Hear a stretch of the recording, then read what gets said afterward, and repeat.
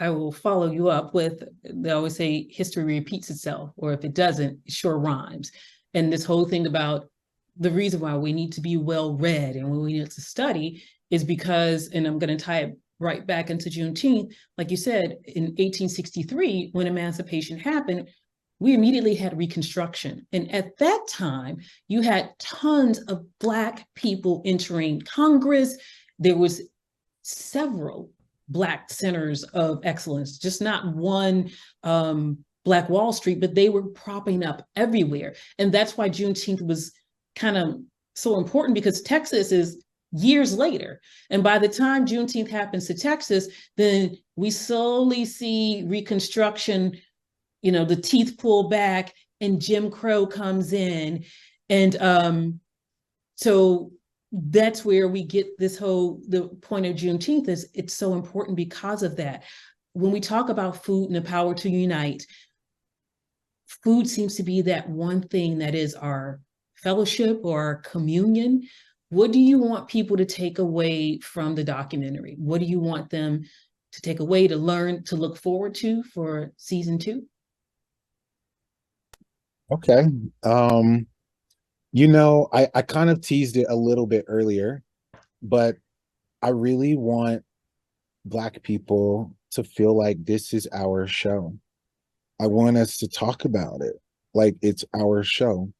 I want us to talk to our family members, our siblings, our aunties, our uncles, our relatives about this show. Because I have a philosophy around food as the most radical, the most intersectional vessel that we have access to for Black people, but also for human beings, because it is the only thing that we all have to engage with. We can't organize ourselves around breathing, even though we all have to do that, you know? And in fact, there's disorganization when we look at the ways in which people are denying things that are impacting or impeding our ability to breathe fresh and clean air. So we can't even get together on that. But one thing that we all have to do across race, gender, class, history, we have to eat. And the politics of food for all of us gets us into stuff that is hard to get to without coming to it through food. You know what I'm saying? Like food allows us to talk about the hard stuff in an easy way. And a lot of our I'm talking Black elders, there's been a lot of suppression in our communities, for reasons that I think are fairly evident. And so even in our own families, it's not always easy to get recipes, it's not always easy to get our elders to open up.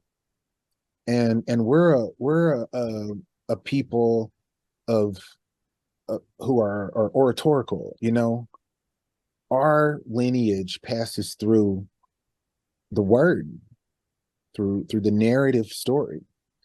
And so I find that the ability to use food and our traditions, it gets us back to where we can answer questions like, are we really the first generation in our family not to have our own garden? Because I bet if we ask our mommies and daddies and our grandparents, they all grew up with their own gardens. We don't really connect the dots on stuff like that. We don't really connect the dots on, sugar as the leading killer for Black people through diabetes and hypertension, to the really kind of foundations of the plantation slave trade, right? Starting off with this crop that we were in servitude, in service of, and now this same crop, sugarcane, is still beating our asses, 300 years later, through Coca-Cola, through, processed foods. And like, I'm not trying to preach or tell people what they ought to care more about, but within this context of Black foodways, it lets us talk about things that are very relevant to the community in a way that when we're not talking about food, it's just too hard for us to all align ourselves. And so I hope that we use this opportunity to talk about Black food stories, our own food traditions in our households. And, the second season will create a lot more opportunities to do that. Thank you so much, Stephen. And for our readers and viewers, thank you for joining us. If you haven't already, please go watch the documentary, read the book, get ready for second season. And on behalf of Yahoo, Bold, and Marquise, happy Juneteenth.